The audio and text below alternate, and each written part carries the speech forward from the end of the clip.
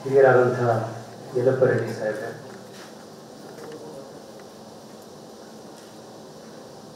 ನಾನು ಬಹಳ ಗೌರವಿಸುವಂತಹ,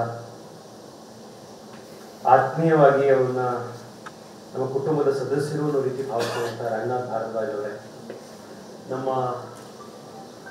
ನಾನು ಓದಂತ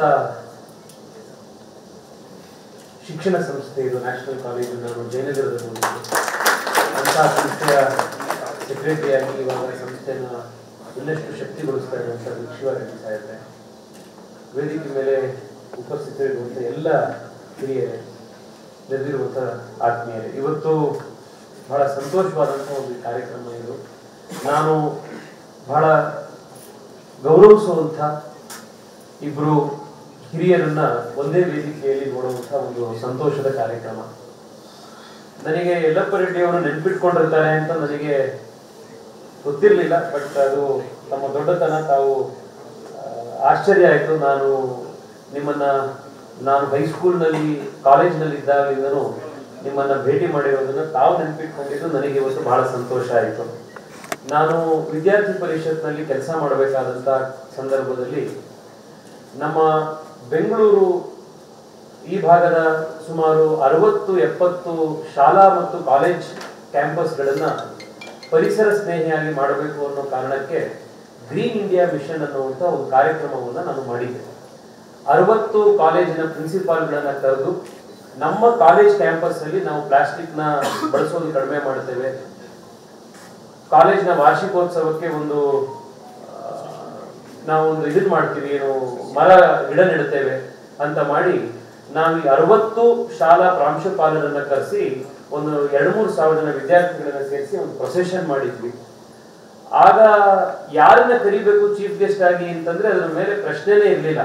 ಯಾಕೆಂದ್ರೆ ಪರಿಸರ ಅಂತಂದ್ರೆ ನಾವೆಲ್ಲ ಬೆಳೆದಂತ ಸಂದರ್ಭದಲ್ಲಿ ಅದಕ್ಕೆ ಇನ್ನೊಂದು ಅನ್ವರ್ಥನಾಮ ಅಂತಂದ್ರೆ ಯಲ್ಲಪ್ಪ ರೆಡ್ಡಿ ಸಾಹೇಬರು. ಅವತ್ತು ಅವರನ್ನ ಕರೆದು ಅವರ ಕೈಯಾರೆ ಆ ಕಾರ್ಯಕ್ರಮವನ್ನ ನಾನು ಶುರು ಮಾಡಿಸಿದ್ದು. ಇವತ್ತು ಕೂಡ ನಾನು ನಮ್ಮ ತಂದೆಯವರಿಗೆ ಇವತ್ತು ಸಂಜೆ ಈ ತರ ತಾವು ಬರೆದಿರುವಂತ ಒಂದು ಪುಸ್ತಕದ ಬಿಡುಗಡೆ ಕಾರ್ಯಕ್ರಮ ಇದೆ ಅಂತ ಹೇಳಿದಾಗ ನಮ್ಮ ತಂದೆಯವರು ಅವರೆಲ್ಲ ಒಂದು ರೀತಿ ಸಮಕಾಲೀನರು. ನಮ್ಮ ತಂದೆಯವರು ಅದೇ ಮಾತನ್ನು ಹೇಳಿದ್ರು, ಆ ವಯಸ್ಸಿನಲ್ಲಿ ನಾವೆಲ್ಲರೂ ಬೇಡಪ್ಪ ಸಾಕು ರಿಟೈರ್ ಆಗಿ ಮನೆಗೆ ಆರಾಮಾಗಿ ಇರೋಣ ಅನ್ನೋಂಥದ್ದು ಇರುವಂತ ಸಂದರ್ಭದಲ್ಲೂ ಕೂಡ ಏನೋ ಒಂದು ಹೊಸದು ಮಾಡಬೇಕು ಅಂತ ಹೇಳಿ ಬರವಣಿಗೆ ಮಾಡಿ 4-5 ಜನನ ಜೊತೆ ಕರ್ಕೊಂಡು ಬಂದು ಆ ಚೈತನ್ಯ ತುಂಬಿ ಈ ತರದೊಂದು ಎಷ್ಟೋ ಜನಕ್ಕೆ ಇವತ್ತು ಜಾರ್ಜ್ ವಾಷಿಂಗ್ಟನ್ ಕಾರ್ವರ್ ಅವ್ರ ಬಗ್ಗೆ ಗೊತ್ತೇ ಇರಲಿಲ್ಲ, ನನ್ನನ್ನು ಆದಿಯಾಗಿ ಬಹಳ ಜನ ಗೊತ್ತೇ ಇರಲಿಲ್ಲ. ಅಂಥವ್ರ ಬಗ್ಗೆ ಇವತ್ತು ತಿಳಿಸ್ಬೇಕು ಅನ್ನುವಂಥ ಒಂದು ಮುತುವರ್ಜಿ, ಕಾಳಜಿ, ಚೈತನ್ಯ ಈ ವಯಸ್ಸಿನಲ್ಲಿ ಇದೆಯಲ್ಲ, ಅದು ಇಲ್ಲಿರುವಂತ ನಮ್ಮಂತ ಯುವಕರಿಗೆ ಜೀವನ ಹೇಗೆ ನಡೆಸಬೇಕು ಅನ್ನೋದಕ್ಕಿರುವಂತ ಒಂದು ಪ್ರೇರಣೆ. ನನಗೆ ಬಹಳ ಸಂತೋಷ ಆಯಿತು. ಬಹಳ ದಿನಗಳ ನಂತರ ಇವತ್ತು ನಿಮ್ಮನ್ನ ಭೇಟಿ ಮಾಡಿ ನಿಮ್ಮ ಆಶೀರ್ವಾದ ತಗೊಳ್ಳುವಂತ ಒಂದು ಅವಕಾಶ ಸಿಕ್ತು. ಇವತ್ತು ನಮ್ಮ ಜೊತೆಗೆ ರಂಗನಾಥ್ ಭಾರದ್ವಾಜ್ ಅವರು ಇದ್ದಾರೆ. ರಂಗನಾಥ್ ಭಾರದ್ವಾಜ್ ಅವರು ನಾನು ಕಾಲೇಜಿನಲ್ಲಿ ಇದ್ದಾಗಲಿಂದ ಕೂಡ ನನ್ನ ಮೇಲೆ ವಿಶೇಷವಾದಂತಹ ಒಂದು ಪ್ರೀತಿಯನ್ನು ತೋರಿಸಿರುವಂಥವ್ರು. ಅವರು ಯಾವ ವಾಹಿನಿಯಲ್ಲಿ ಇದ್ದಾಗಲೂ ಕೂಡ ಅವ್ರು ಯಾವ್ದಾದ್ರು ಒಂದು ಟಿವಿ ಡಿಬೇಟ್ ಮಾಡಿದಾಗ, ಯುವಕರ ವಿಷಯ ಇದ್ದಾಗ, ರಾಷ್ಟ್ರೀಯತೆಯ ವಿಷಯ ಇದ್ದಾಗ ನನ್ನನ್ನು ಕರೆಸಿ ಅಲ್ಲಿ ಮಾತನಾಡೋದಕ್ಕೆ ಅವಕಾಶ ಮಾಡಿಕೊಡೋರು. ಕರ್ನಾಟಕದ ಜನಕ್ಕೆ ನನ್ನನ್ನು ಪರಿಚಯ ಮಾಡಿಸೋದ್ರಲ್ಲಿ ರಂಗನಾಥ್ ಭಾರದ್ವಾಜ್ ಅವರದ್ದು ಬಹಳ ದೊಡ್ಡ ಪಾತ್ರ ಇದೆ. ಅವ್ರ ಬಗ್ಗೆ ಯಲ್ಲಪ್ಪ ರೆಡ್ಡಿ ಅವರು ಮಾತನಾಡ್ತಾ ಇರ್ಬೇಕಾದ್ರೆ ಅವರು ಬಹಳಷ್ಟು ಜನರ ಸಹಾಯ ಮಾಡೋದಕ್ಕೋಸ್ಕರ ಬೇರೆ ಬೇರೆಯವರಿಗೆ, ಎಂಪಿಗಳಿಗೆ, MLA-ಗಳಿಗೆ, ಮಂತ್ರಿಗಳಿಗೆ, ಮುಖ್ಯಮಂತ್ರಿಗಳಿಗೆ ಫೋನ್ ಮಾಡಿ ಸಾಕಷ್ಟು ಶಿಫಾರಸ್ ಮಾಡ್ತಾ ಇರ್ತಾರೆ ಅನ್ನೋದನ್ನ ಅವ್ರು ತಿಳಿಸಿದ್ರು.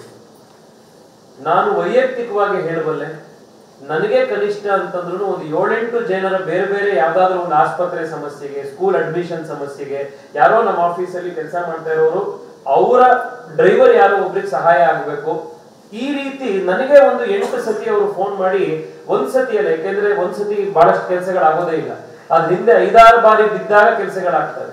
ಅವ್ರದ್ದು ಎಲ್ಲಾ ಒತ್ತಡಗಳ ಮಧ್ಯದಲ್ಲೂ ಬೇರೆಯವರ ಕಾಳಜಿಗೆ ಅಷ್ಟು ಸತಿ ಅವ್ರು ಮಾತನಾಡಿರುವಂತದ್ದು ನಾನೇ ಸ್ವತಃ ಉದಾಹರಣೆ. 7 ಬಾರಿ ಬಿದ್ದಾಗ ಕೆಲಸಗಳಾಗ್ತವೆ. ಅವ್ರ ಬಗ್ಗೆ ಯಲ್ಲಪ್ಪ ರೆಡ್ಡಿ ಅವರು ಮಾತನಾಡ್ತಾ ಇರ್ಬೇಕಾದ್ರೆ ಅವರು ಬಹಳಷ್ಟು ಜನರ ಸಹಾಯ ಮಾಡೋದಕ್ಕೋಸ್ಕರ ಬೇರೆ ಬೇರೆಯವರಿಗೆ, ಎಂಪಿಗಳಿಗೆ, ಮುಖ್ಯಮಂತ್ರಿಗಳಿಗೆ ಫೋನ್ ಮಾಡಿ ಸಾಕಷ್ಟು ಶಿಫಾರಸ್ ಮಾಡ್ತಾ ಇರ್ತಾರೆ ಅನ್ನೋದನ್ನ ಅವ್ರು ತಿಳಿಸಿದ್ರು. ನಾನು ವೈಯಕ್ತಿಕವಾಗಿ ಹೇಳಬಲ್ಲೆ, ನನಗೆ ಕನಿಷ್ಠ ಅಂತಂದ್ರು ಒಂದು 7-8 ಜನರ ಬೇರೆ ಬೇರೆ ಯಾವ್ದಾದ್ರು ಒಂದು ಆಸ್ಪತ್ರೆ ಸಮಸ್ಯೆಗೆ, ಸ್ಕೂಲ್ ಅಡ್ಮಿಷನ್ ಸಮಸ್ಯೆಗೆ, ಯಾರೋ ನಮ್ಮ ಆಫೀಸಲ್ಲಿ ಕೆಲಸ ಮಾಡ್ತಾ ಇರೋರು ಅವರ ಡ್ರೈವರ್ ಯಾರೋ ಒಬ್ರಿಗೆ ಸಹಾಯ ಆಗಬೇಕು, ಈ ರೀತಿ ನನಗೆ ಒಂದು 8 ಸತಿ ಅವರು ಫೋನ್ ಮಾಡಿ, ಒಂದ್ ಸತಿ ಅಲ್ಲ, ಯಾಕೆಂದ್ರೆ ಒಂದ್ಸತಿ ಬಹಳಷ್ಟು ಕೆಲಸಗಳಾಗೋದೇ ಇಲ್ಲ, ಅದ್ರ ಹಿಂದೆ 5-6 ಬಾರಿ ಬಿದ್ದಾಗ ಕೆಲಸಗಳಾಗ್ತವೆ. ಅವ್ರದ್ದು ಎಲ್ಲಾ ಒತ್ತಡಗಳ ಮಧ್ಯದಲ್ಲೂ ಬೇರೆಯವರ ಕಾಳಜಿಗೆ ಅಷ್ಟು ಸತಿ ಅವ್ರು ಮಾತನಾಡಿರುವಂತದ್ದು ನಾನೇ ಸ್ವತಃ ಉದಾಹರಣೆ. ಆ ರೀತಿ ಅವರು ಬೇರೆಯವ್ರ ಬಗ್ಗೆ ಕಾಳಜಿ ಇಟ್ಕೊಂಡಿರುವಂತ, ಪತ್ರಿಕೋದ್ಯಮದಲ್ಲಿ ಬಹಳ ನೈತಿಕತೆಯಿಂದ ಪ್ರಾಮಾಣಿಕತೆಯಿಂದ ಕೆಲಸ ಮಾಡುವಂತ ಒಬ್ಬ ಹಿರಿಯರನ್ನ ಇವತ್ತು ತಾವು ಗುರುತಿಸಿ ಪ್ರಶಸ್ತಿ ಕೊಟ್ಟಿದ್ದೀರಿ.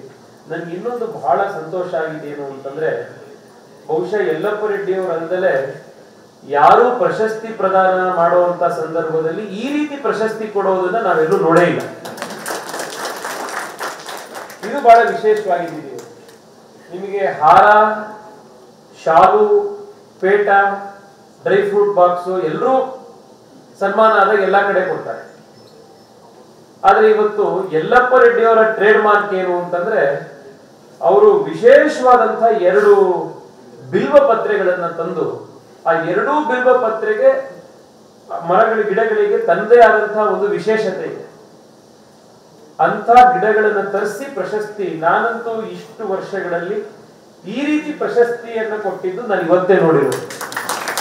ಬಹಳ ಅರ್ಥಗರ್ಭಿತವಾಗಿ ತಾವು ಪ್ರಶಸ್ತಿಯನ್ನ ಇವತ್ತು ಕೊಟ್ಟಿದ್ದೀರಿ. ಇವತ್ತು ಜಾರ್ಜ್ ವಾಷಿಂಗ್ಟನ್ ಕಾರ್ವರ್ ಅವರ ಕುರಿತಾಗಿ ಒಂದು ಪುಸ್ತಕವನ್ನ, ಸಣ್ಣ ಕಿರುಹೊತ್ತಿಗೆಯನ್ನ ಯಲ್ಲಪ್ಪ ರೆಡ್ಡಿ ಅವರು ಕನ್ನಡದಲ್ಲಿ, ಇಂಗ್ಲಿಷ್ ನಲ್ಲಿ ಹೊರತಂದಿದ್ದಾರೆ. ನಮ್ಮ ಇದರಲ್ಲಿ ನನಗೆ ಬಹಳ ಕಣ್ಣಿಗೆ ಬಿದ್ದಂತಹ ಒಂದು ಲೈನ್ ಬಹಳ ಚೆನ್ನಾಗಿದೆ. ಏನಂದ್ರೆ, ಆಲೂಗೆಡ್ಡೆ, ಶುಂಠಿ ಮುಂತಾದ ಸಸ್ಯಗಳು ಮಣ್ಣಿನಲ್ಲಿರುವ ಎಲ್ಲ ಸಾರಸತ್ವಗಳನ್ನು ಬಳಸಿಕೊಂಡು ಮಣ್ಣನ್ನು ಬರಡು ಮಾಡಿದರೆ, ನೆಲಗಡಲೆ ಹಾಗಲ್ಲ, ಅದು ವಿಶೇಷವಾಗಿ ಮಣ್ಣನ್ನು ಫಲವತ್ತಾಗಿಸುತ್ತದೆ ಅನ್ನೋದನ್ನ ಜಾರ್ಜ್ ವಾಷಿಂಗ್ಟನ್ ಕಾರ್ವರ್ ಅವರು ಮಣ್ಣಿನ ಫಲವತ್ತತೆಗೆ ಪೂರಕವಾದ ನೆಲಗಡೆಯ ಮಹತ್ವದ ಬಗ್ಗೆ ಜಗತ್ತಿಗೆ ಹೇಳಿಕೊಟ್ರು ಅನ್ನೋದ್ರ ಬಗ್ಗೆ ಅವರು ಕಡಲೆಕಾಯಿ ಪರಿಸೆ ನಡೆಯುವಂತಹ ಸಂದರ್ಭದಲ್ಲಿ ಕಿರು ಹೊತ್ತಿಗೆ ತೆಗೆದುಕೊಂಡು ಬಂದಿರುವಂತದ್ದು ಬಹಳ ಸಮಯೋಚಿತವಾದಂತಹ ಒಂದು ಕೆಲಸವನ್ನು ಮಾಡಿದ್ದಾರೆ.